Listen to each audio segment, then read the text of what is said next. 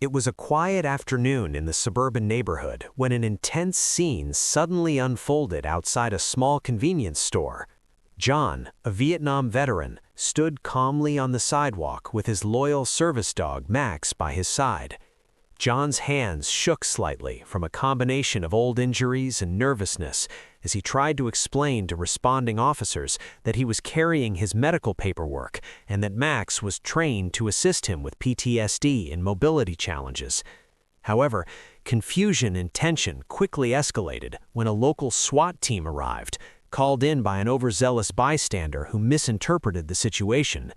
Despite John's repeated pleas and the visible vest on Max identifying him as a service animal, an officer abruptly tased John in a desperate attempt to gain control. The sharp jolt sent John to the ground, Max barking anxiously but restrained by a nearby officer. Passers-by gasped, and phones recorded the chaotic moment as paramedics rushed to assist the veteran. John's shocked neighbors and friends rallied quickly, calling for help and demanding justice. Within 6 minutes, a convoy of National Guard vehicles roared down the block, flashing lights cutting through the calm neighborhood.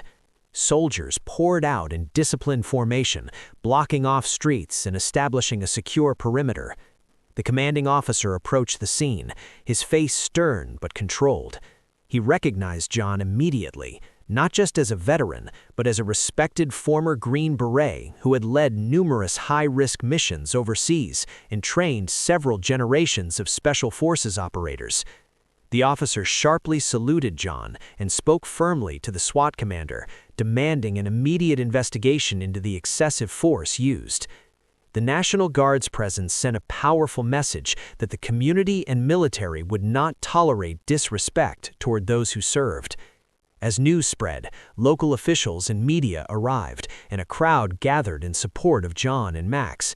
The veteran, despite his pain, thanked the National Guard with quiet dignity and urged for calm, hoping this incident would become a turning point in how veterans and service animals are treated.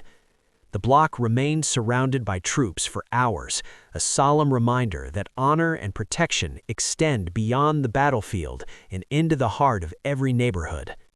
If you enjoyed this story and want more intense thrillers and suspenseful adventures, don't forget to hit that subscribe button, give this video a like, and share it with friends who love a good mystery.